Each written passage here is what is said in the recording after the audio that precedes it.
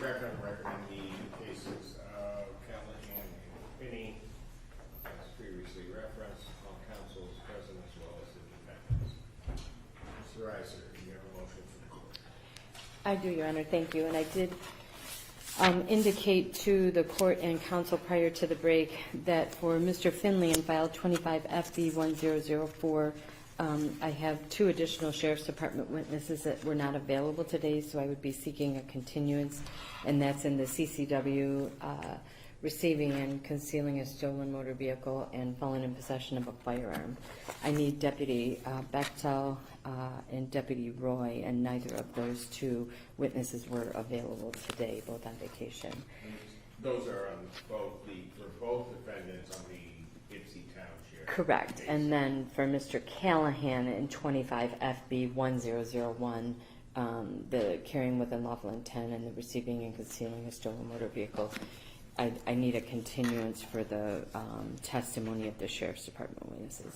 And I should say that we did have a brief conference prior to the break, and I given prior I would be granting the continuance on that. And I gave 2 alternative dates that I was able to. Judge, we were discussing the dates, and now we're proposing and hope that your honor is available on June 3rd. It's a Tuesday. I think I'm just here every Tuesday. That's not my day, is that? That actually is your day. It is? Yeah, June 3rd. No, it's not. Never mind, okay.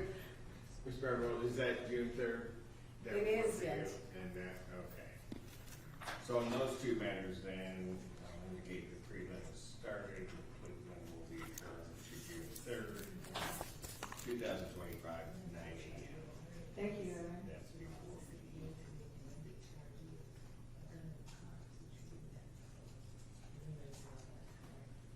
And those matters, we'll see too. Thank you. And Ms. Reiser, as to the other matters, Thank you, Your Honor. I will take each defendant separately, starting with Defendant Gregory Callahan in file 25 F3010. I will be moving for bind over on the stated counts in the felony information. Count 1, open murder, homicide. That includes first-degree premeditated felony murder and second-degree murder. Did murder Jennifer Bernhard. Count 2, homicide, open murder, statutory form. Did murder Stevie Smith. The same includes felony murder, first-degree premeditated, and second-degree murder. And count 3, assault with intent to murder. Did make an assault upon Jeffrey Bernhard with the intent to commit the crime of murder. And I will deal with these relative to Mr. Callahan. The people are moving for bind over on an aiding and abetting theory. Under criminal jury instruction 18.1, in this case, the defendant is charged with committing homicide or assault with intent to murder or intentionally assisting someone else in committing it. Anyone who intentionally assists someone else in committing a crime is as guilty as a person who directly commits it and can be convicted of that crime as an aider and abetter. The court will instruct at the time of trial, I'll be moving for bind over on these counts, that first the alleged crime was actually committed either by the defendant or someone else. It does not matter whether anyone else has committed the crime or been convicted of it. And so in this case, obviously the majority of the testimony and the evidence that we have, particularly with the respect to the assault with intent to murder, is that that was committed by Siobhan Vinson, that she shot Mr. Bernhard with the intent to murder him. I would indicate that that is supported in the record both by the location and the number of times she shot him, where he was, where she was in position to him. And so both Mr. Callahan, and I'll get to Mr. Finley in a moment, are on an aiding and abetting theory that the crime was actually committed by Ms. Vincent in this case. Second, that before or during the crime, the defendant did something to assist in the commission of the crime. And third, at the time, the defendant must have intended the commission of the crime alleged, or must have known that the other person intended its commission, or that the crime alleged was a natural and probable consequence of the commission of the crime intended. And I think that the testimony and evidence that has been presented before Your Honor today certainly survives that probable cause finding that for counts 1, 2, and 3, Mr. Callahan aided and abetted in this assault with intent to murder of Mr. Bernhard and the murder of Jennifer Bernhard and Stevie Smith. He carried the shotgun in. He helped take the child from the home. He stole items from the home. And so there is enough of his assistance. He drove to the home with Miss Vincent. His statements certainly are sufficient for bind over on those 3 counts. With respect also to the home invasion and the 2 counts of kidnapping, the home invasion first degree that the defendant, Gregory Dwight Callahan, did break or did enter without permission a dwelling located at 2053 Noller Bend Road. And the homeowner, who fortunately survived, testified that he did not know the 2 men with Mr. Vincent, and none of them had permission to enter that home. And while entering, present in, or exiting the home, did commit homicide and or assault with intent to murder and or kidnapping, a felony and or larceny and or assault. And while entering, present, or exiting the dwelling, was armed with a handgun and or a shotgun, a dangerous weapon. And the testimony here was that 2 children were kidnapped. 2 of the individuals, 2 of the victims were murdered. Mr. Bernhard was attempted to be murdered. And Mr. Callahan took credit cards from the victims, was a part in taking the phones, or appears from the evidence to be damaging one of the phones at the direction of Miss Vincent. He certainly didn't have permission to enter that residence, and was a part in taking the 2 minor children, Olivia Bernhard, age 9, I believe. She was either 9 or 10, and True, who was 4 years old. That those 2 children were taken from that home without permission and transported to the address on Lexington Parkway. So I do believe that there is probable cause that Gregory Callahan committed home invasion first degree with those factors, and that he also committed kidnapping, child enticement in counts 5 and 6, that he did maliciously, forcibly, or fraudulently lead, take, or carry away, or decoy, or entice away a child under the age of 14 with the intent to detain or conceal such child from its parents or guardian. And in this case, both in counts 5 and 6, Olivia was taken from that home and True was taken from that home. Both of those minor children were under the age of 14, did not have any permission to take those children. And those 3 defendants took those 2 children, put them in the vehicle with the weapons, with the dogs, and they were fortunately unharmed and found recovered, True at the Lexington Park Way address in Ypsilanti Township, and Olivia, as we saw, in the front of the vehicle with both Mr. Callahan and Mr. Finley and Miss Vincent when they were apprehended by the Sheriff's Department. So I do believe that there is probable cause that Mr. Callahan either directly carried that child out or aided and abetted in carrying both of those children out of that home. For counts 7, 8, and 9, conspiracy to commit homicide, open murder, conspiracy to commit home invasion, and conspiracy to commit kidnapping. Again, I asked the court to bind Mr. Callahan over on those 3 counts. Looking at the conspiracy jury instruction, that the defendant is charged with the crime of conspiracy to commit those crimes. Anyone who knowingly agrees with someone else to commit a crime is guilty of a conspiracy. To prove the defendant's guilt, the prosecutor must prove each of the following elements beyond a reasonable doubt: that the defendant and someone else knowingly agreed to commit this, that the defendant specifically intended to commit or help commit the crime. Third, that this agreement took place or continued during the period of time.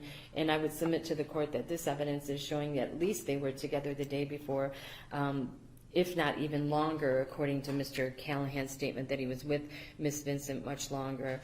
And then the agreement, which I think is sort of key here in this case, is defined by law, is an agreement is the coming together or meeting of the minds of two or more people, each person intending and expressing the same purpose. It is not necessary for the people involved to have made a formal agreement to commit the crime or to have written down how they were going to do it.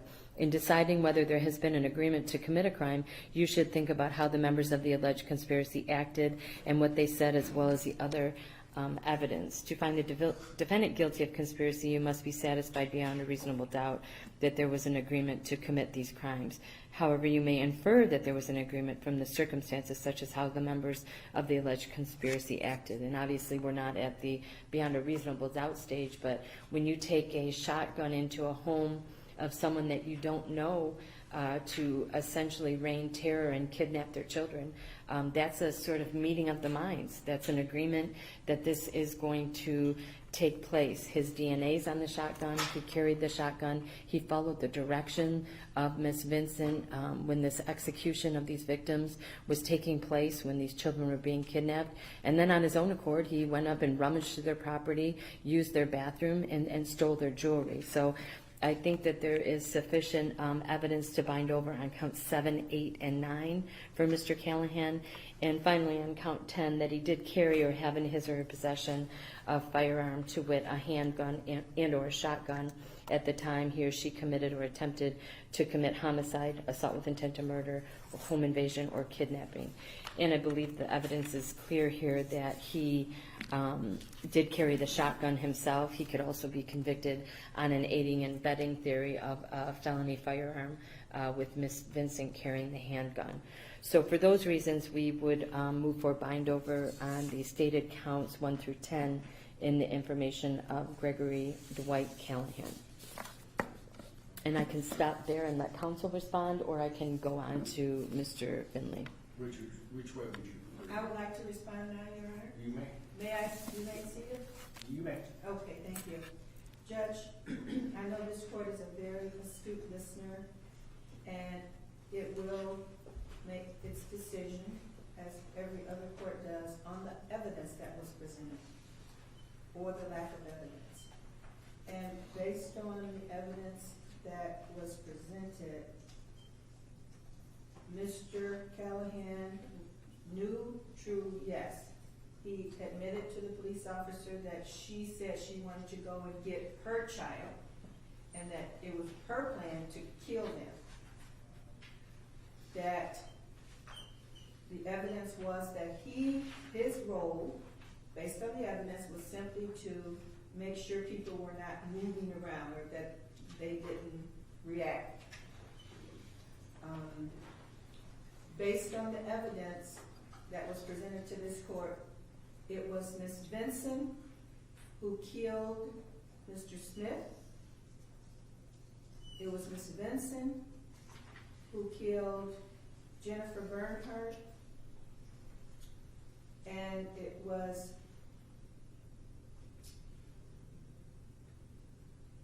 the co-defendant with respect to the assault with intent to murder, based on the evidence that was presented, who assaulted, and then Ms. Vincent then shot Jeffrey Bernhardt. So, Your Honor, with respect to a showing of my client aiding and abetting the shooting of Mr. Smith and the shooting of Ms. Bernhardt, there is no evidence that he aided or abetted Ms. Vincent in doing that, based on the evidence that was presented, or that he intended to assist her in doing that. He did not assist in any manner her in shooting. She brought her own gun. She shot those people. She made the decision to do that. So I would ask the court to not bind over on counts 1 or count 2 or count 3. As to the home invasion, it is clear, based on the evidence that was presented, that what Mr. Callahan had in mind was a larceny. We heard from the testimony that he was not downstairs but was upstairs. Went to the bathroom and was looking for jury, and based on the testimony, did commit a larceny. And as indicated, I believe it's indicated in count 4, the home invasion. I think larceny was in here, but should be added if larceny is not part of count 4 of home invasion, Your Honor. As to the kidnapping charge, count 5, we've agreed that count 5, the kidnapping, relates to Olivia Bernhardt. Mr. Callahan was told by Miss Vincent that she went to get her child. He was not aware of, based on the evidence, nor did he assist in taking Olivia Bernhardt or kidnapping her. Or nor was there any evidence that he agreed to assist in doing that. So with respect to the kidnapping of Olivia Bernhardt, I asked this court to find that there was insufficient evidence to establish probable cause as to count 5. With respect to count 6, Your Honor, and what Truth did tell Mr. Callahan as to why she was going there was to get her child, it's a question of fact for the trier of fact.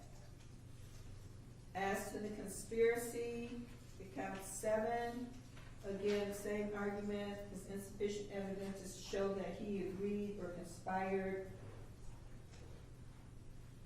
or intended to help her, or that he didn't help her commit a homicide, whether it's felony murder or premeditated murder. So I'd ask the court to not bind over on count 7. With respect to count 8, the conspiracy to commit home invasion, I think that's a question of fact for the trial of fact, based on the evidence that was presented to the court. And based on count 9, I think it's a question of fact as to the conspiracy related to Truth Vincent. And count 10 is a question of fact, Your Honor, for the trial of fact as to felony firearm. So based on the evidence that was presented, I'm asking the court to dismiss count 1, dismiss count 2, dismiss count 3 as to my client. As to count 4, sufficient evidence to bind him over a home invasion with respect to the commission of larceny. I'd ask the court to dismiss count 5, the kidnapping as to Olivia Bernhardt. Not insufficient evidence to support a bind over as to him agreeing or assisting to kidnap Olivia Bernhardt. As to count 6, it's a question of fact, Your Honor, as I indicated, as to Truth Vincent kidnapping based on the knowledge that he had, that Truth shared with him. As to count 7, I'd ask the court to find there's insufficient evidence to bind him over as to conspiracy to commit homicides for the reasons stated. As to count 8, it's a question of fact as to the conspiracy with respect to the larceny that he committed. And with respect to count 9, I'd ask the court, since that's already been, as to count 9, to bind over just on the conspiracy to commit kidnapping as to Truth Vincent only, and not as to Olivia Bernhardt. And then it's a question of fact as to count 10, felony firearm.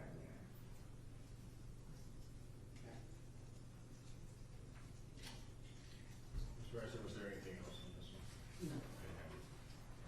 So you'd like me to rule on this one, and I can rule on it. As to count 1, 2, and 3, particularly on an aiding and abetting theory, I think given what's before the court, certainly on an aiding and abetting theory, the defendant should be bound to stand trial on those counts 1, 2, and 3.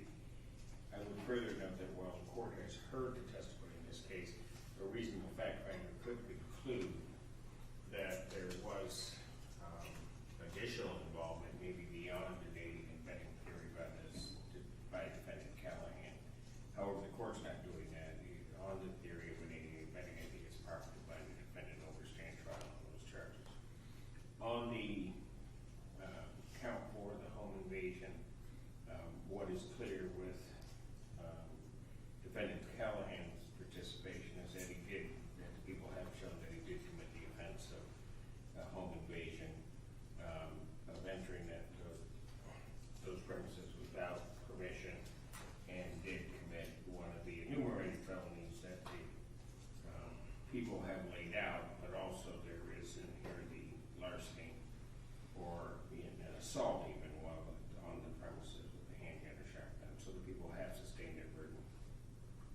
showing that charge. With regard to count 5 and 6, I don't think it's tenuous with regard to the kidnapping. It was clear that there was an indication that someone was, that Ms. Benson was going there. He told him that, he admitted that he was told that they were going there for that purpose. I don't think he has to know that she may not be entitled to that child, but particularly he would be able to assume that given the circumstances upon which he went into that house and upon how that child was indeed removed from the premises, that she wouldn't have had legal entitlement to take that child. He certainly could have done that, and a reasonable fact finder could conclude that. In fact, he knew that prior to going to that. And so for those reasons, with regard to both children, both Olivia and Drew, the court believes that the defendant should be bound over to stand trial on counts 5 and 6 of the kidnapping. I think it goes without saying that in reference to the conspiracy, and I can take all of the conspiracies in this sense, the underlying offenses I would be binding the defendant over on, that there has to certainly be that agreement, doesn't have to be some formal agreement, that the actions will, or that the offenses will be committed, or that the general definition of a conspiracy is either parties attempting to try to do something, to do an illegal act in an illegal manner, and or to do a legal act in an illegal manner. But anyway, with reference to the agreement, there also is not, the agreement does not have to be so formalized that the full force or the full effect of the agreement take place prior to the people moving out. A conspiracy can itself develop as the actions of the, let's say, Ms. Vincent, Mr. Callahan, as they're moving through this series of illegal acts. They certainly can at some point also develop a conspiracy to commit further criminal acts. Either way you look at it, I think that's going to be a question of fact for the jury as to the agreement of the parties, what they agreed to, and the specificity of that agreement. I would also indicate, though, that the agreement can be to do one thing, but then as something else happens, that conspiracy continues, and all of the conspirators would be responsible for the act of the other conspirators as they're being committed. So to say that Mr. Callahan escaped because at some point he went out, and that therefore that he ends his participation in the conspiracy just is legally wrong. And certainly factually, the jury could determine that his participation in that conspiracy continues. So for those reasons, and because the people have shown the court sufficient evidence of the conspiracy and of the underlying acts, the court would find the defendant over to stand trial on counts 7, 8, and 9. Also, as it references count 10, I think it's undisputed that there was a felony being committed and that the defendant at some point in those premises possessed a firearm, and so the court would find the defendant over to stand trial on count 10. I do believe, and I would hear additional argument made in counsel for Mr. Finley should also be wanting to do this, or be prepared to address it, but I will allow it to be addressed certainly by Ms. Young.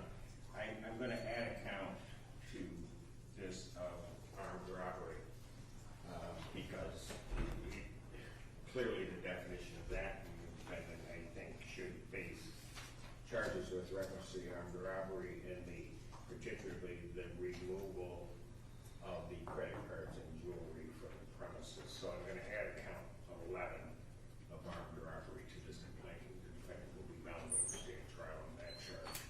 Ms. Young, I will take argument on it. Your Honor, my understanding understanding of an armed robbery is that there was a use of a weapon to take property or to commit the larceny.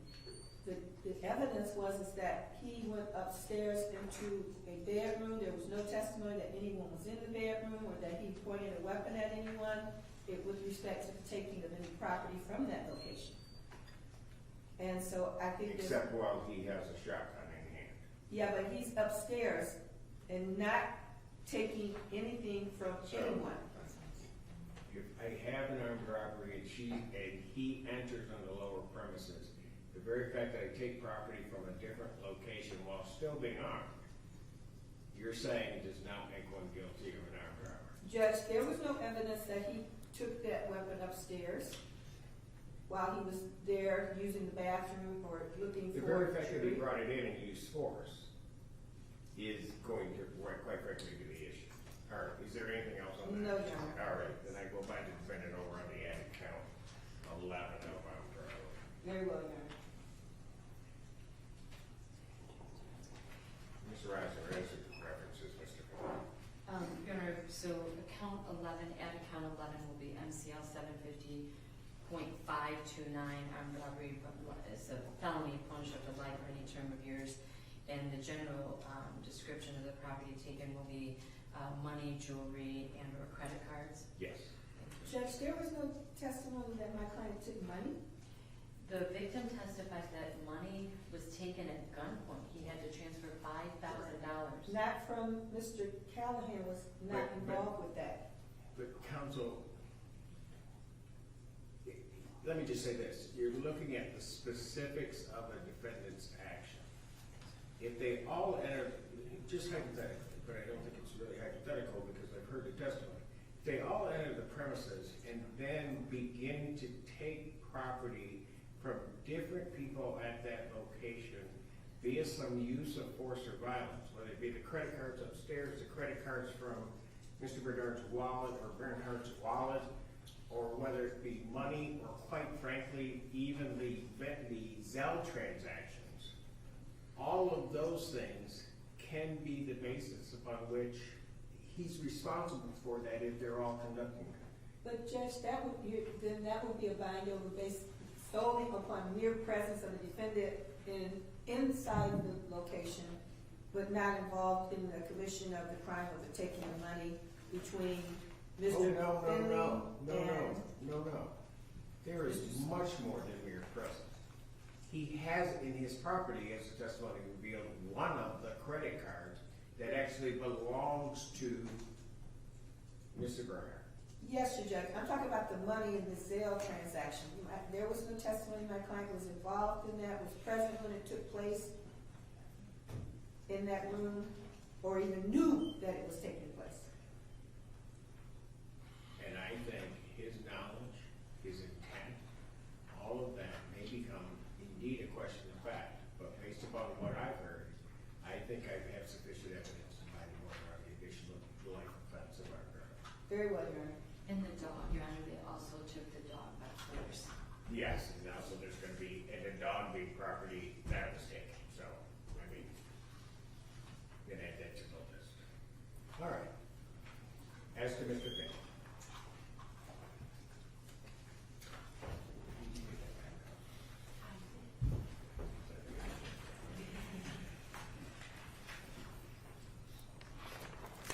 Your Honor, with respect to Keith Lamar Finley in file 25F3-012, the people would move for bind over on counts 1, 2, and 3 in the felony information, that being open murder, homicide, did murder Jennifer Bernhard. That will include felony murder, first-degree premeditated murder, and second-degree murder. And count 2, open murder, statutory short form, homicide, did murder Stevie Smith. That will include first-degree premeditated murder, felony murder, second-degree murder, and in count 3, did commit the crime of assault with intent to murder, did make an assault upon Jeffrey Bernhard with the intent to commit the crime of murder. And again, the evidence shows that the 3 individuals, Mr. Finley, Siobhan Vincent, and Gregory Callahan, entered this home Mr. Callahan armed with a gun. Jeffrey Bernhard said that both males who he did not know did not have permission to enter his home.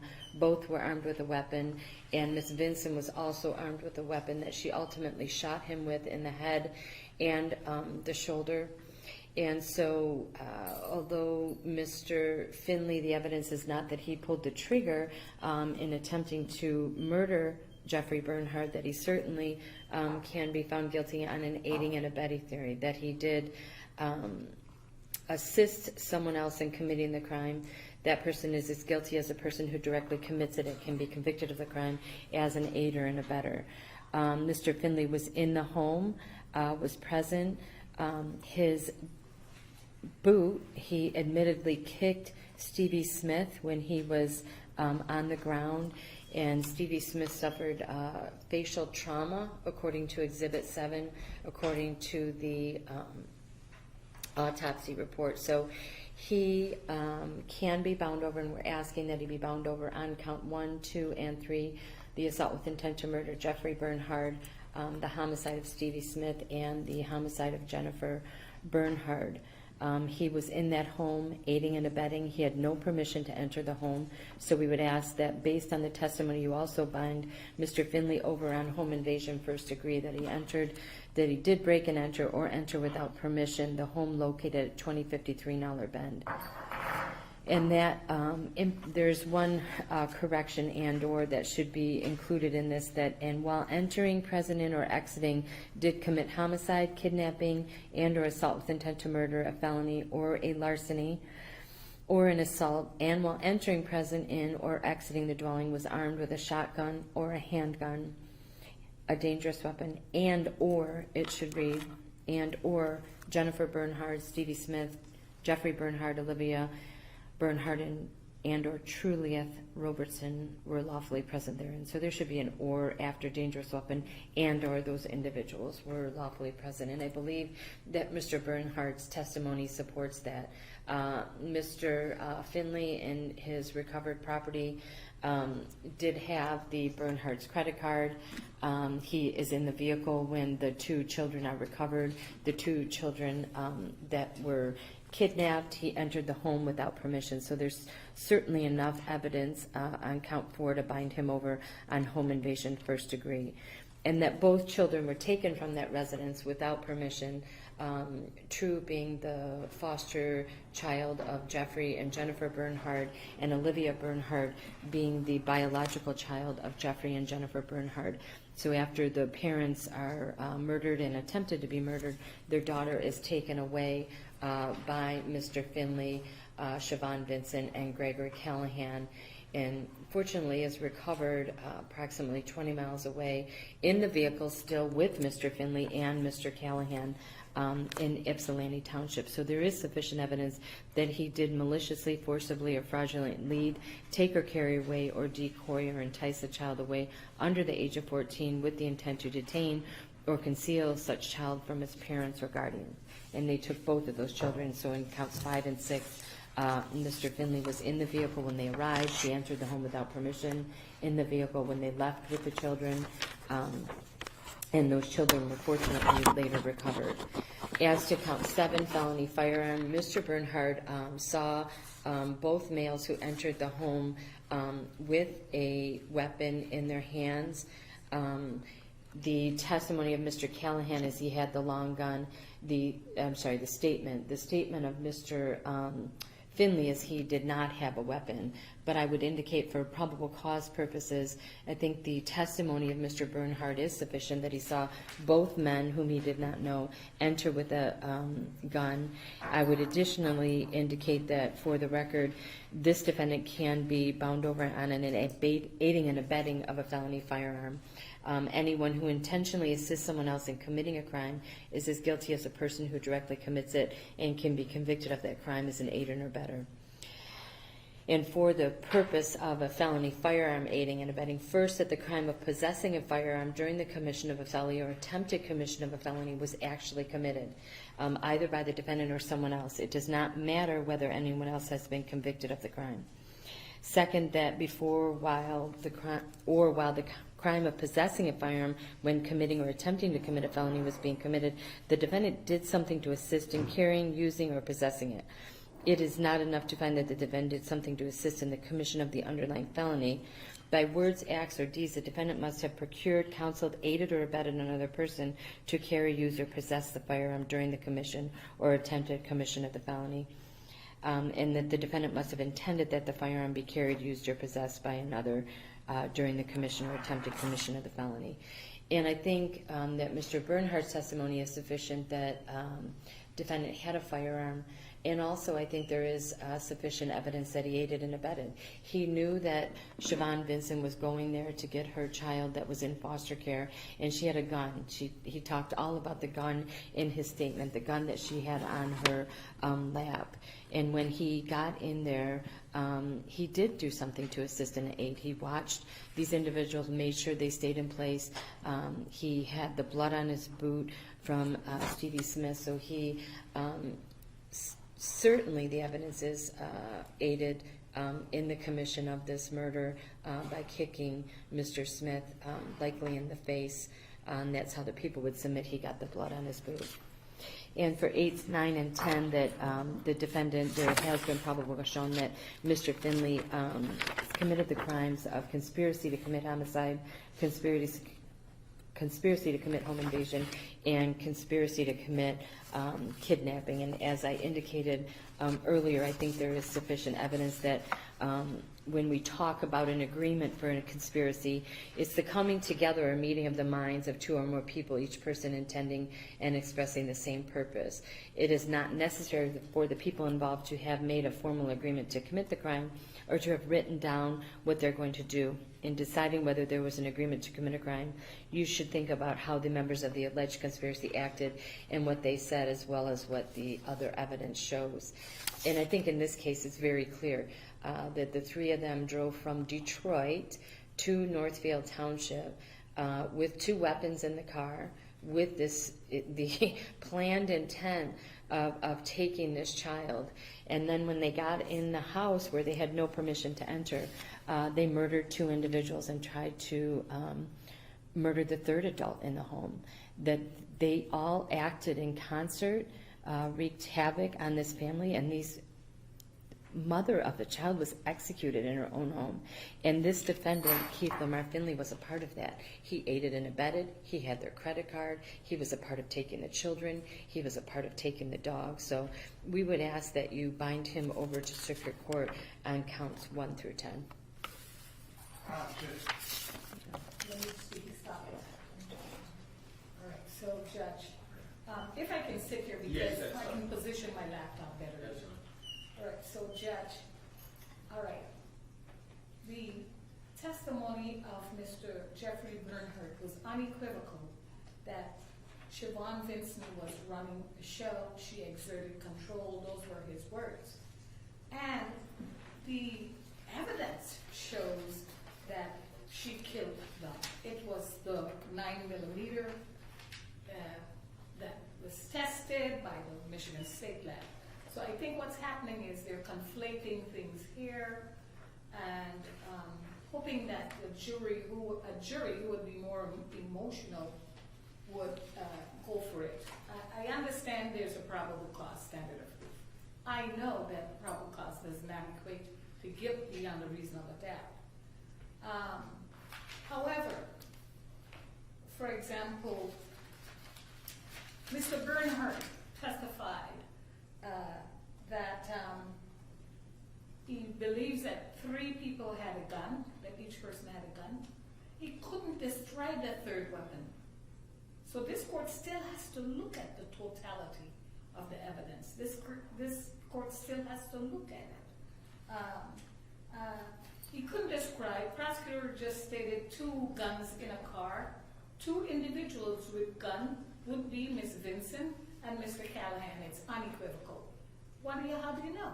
Mr. Callahan's fingerprints or DNA, actually DNA, is on the big gun. Okay? My client has nothing to do with guns. So probable cause is the standard of proof. 2 guns, 3 individuals. I believe that this court must dismiss the felony count. The one count that I believe there's a question of fact in this case is a home invasion, based on the testimony of Mr. Jeffrey Bernhardt, when he indicates that he hears a commotion. Right? He doesn't know how they got in, but he hears a commotion, and he does say that there's damage to the door. So that's the one count that has a question of fact to be presented to the jury. With respect to the counts as to homicide of Jennifer Bernhard and Stevie Smith, there's no evidence presented that my client knew that there was going to be a murder. He did not have a shared intent to kill those individuals. Okay, so there's testimony that there's kicking of Mr. Stevie Smith. The kicking is a despicable act. However, it does not contribute to his death at all. There's no evidence that shows that I kick you and that means that I'm going to shoot you, that I understand that a shooting is going to happen. Again, the evidence that was presented showed that the person giving the orders to do anything, including taking a kid to the car, taking two kids to the car, came from Miss Vincent, unequivocally.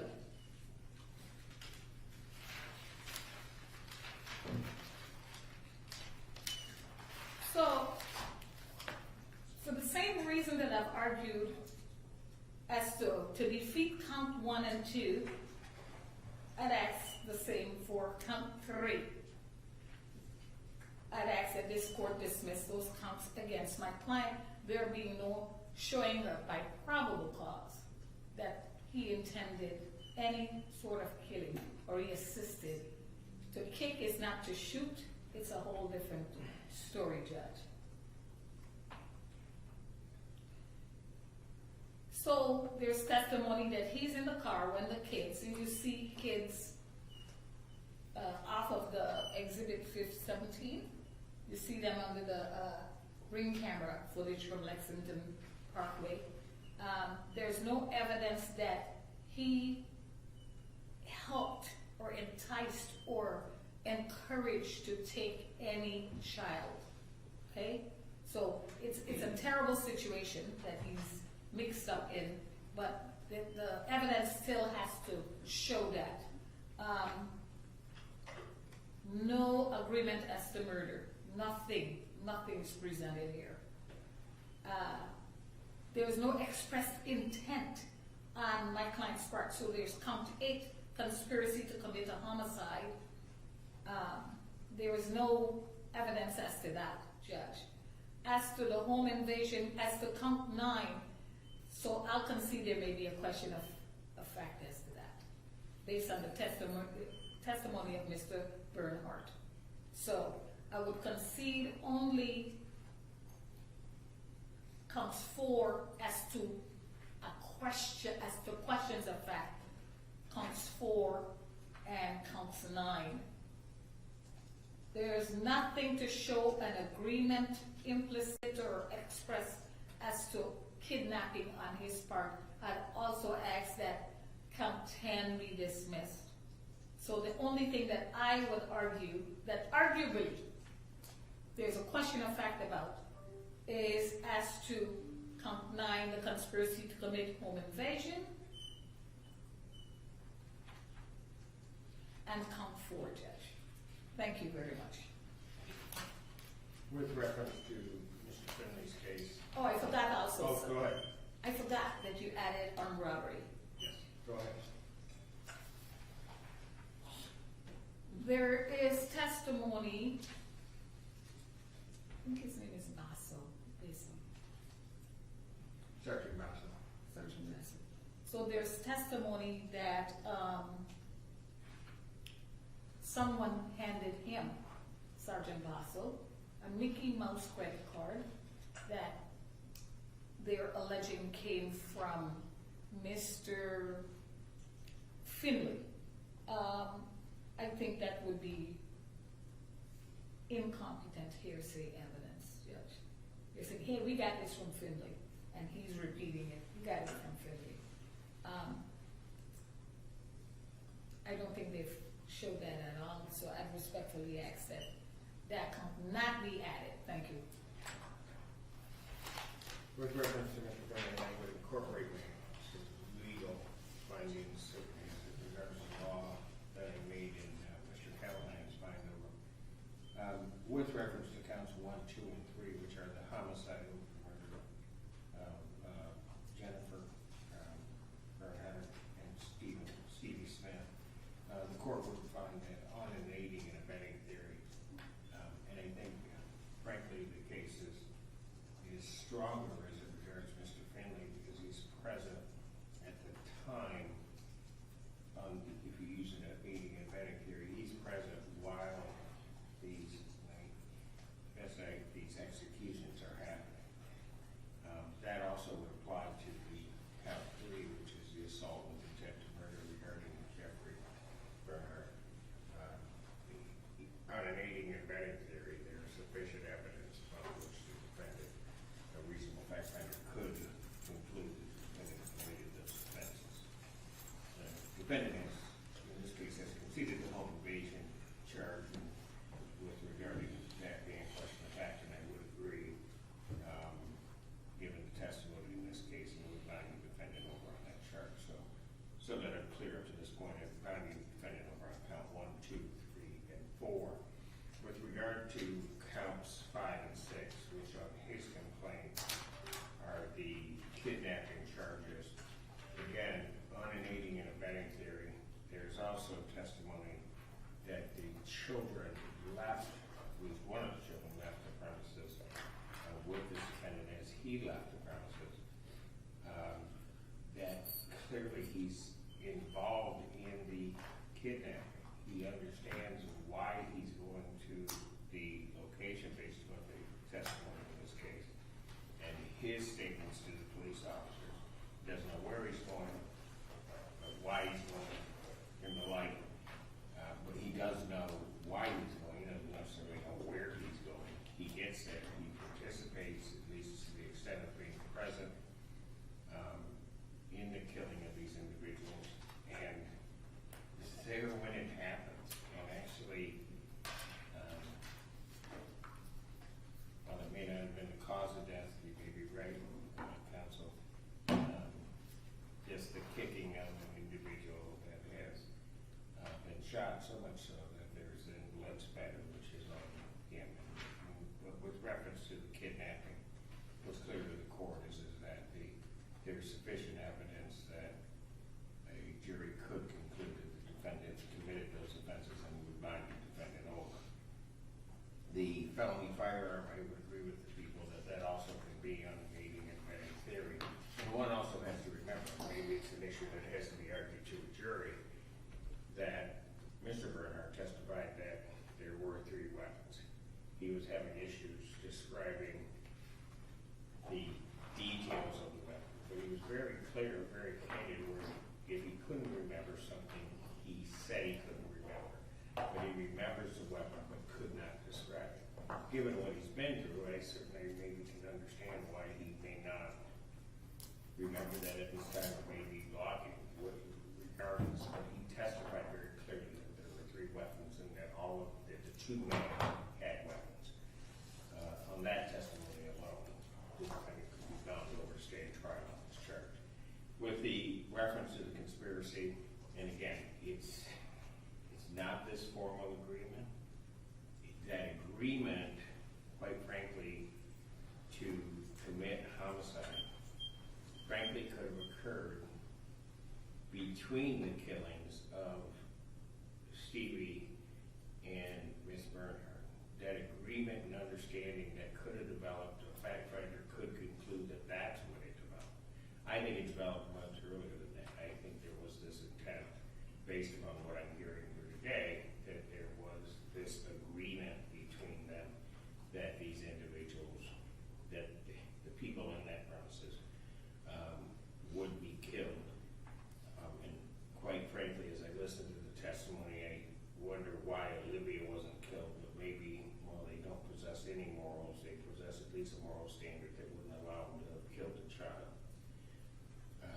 And so on all the conspiracy counts, I would agree with the people that the people have sustained their burden and would bind the defendant over and incorporated this entire record in the court's finding, would bind the defendant over on counts 8, 9, and 10, which are the conspiracy counts.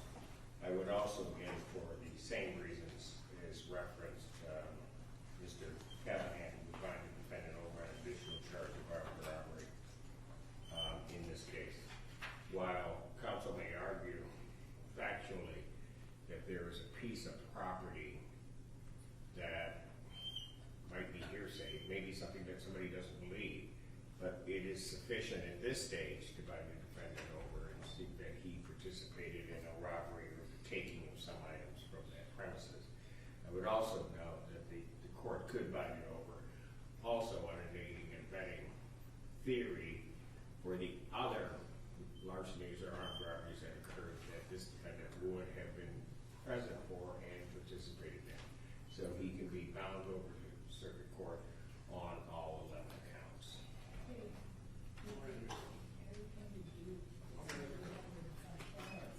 And for the record, Your Honor, so on Mr. Finley's count, I'll also be adding count 11, armed robbery, MCL 750.529, that's a felony punishable to life or any number of years. And the general description of property will be money, jewelry, credit cards, the dog. And I would also ask to add the recovered victim Stevie Smith's check and checkbooks in the car with Mr. Callahan and Mr. Finley, so I would include in that property checks and checkbook. Judge, there was no testimony on the record regarding that, so I would object. There was a testimony from Sergeant Roberts when a search warrant was executed, they recovered those in the car. Check and checkbooks from the residents. Anything else on that? No. Thank you. And I would just say, it's all going to be and or in any event. And there is some that is very clear, and I think the people should be entitled to put that in there. And I do recall now, although that was a small portion of it, that there was property that was recovered. So that is fine with the court. With Thank you. reference to the information, you waive presentation at this time of the information. Yes, Your Honor. Yes, sir. Yes, Judge. And also its reading, and how does your client wish to do? We ask the court to enter not guilty plea on behalf of Mr. Callahan. We waive a reading of the information and stand mute. Reading of the information, standing mute, court will enter not guilty plea as to all 11 counts. Pre-trial in this matter will be set for June 25th at 1:30 p.m. for Judge Conlon. June 25th, 2025, 1:30 before Judge Conlon. Bond will continue in that case as denied. In the Callahan matter, the defendant pleading not guilty, all 11 counts, court will enter that not guilty plea. Pre-trial will also be set for June 25th, 2025, 1:30 before Judge Conlon. I would just note to counsel, given how this case is proceeding, the other two, if there's an exam held on those, they're going to get a later date. Certainly I'm going to let and apprise Judge Conlon's chambers that this is kind of coming up in pieces, because also should Ms. Vincent come back competent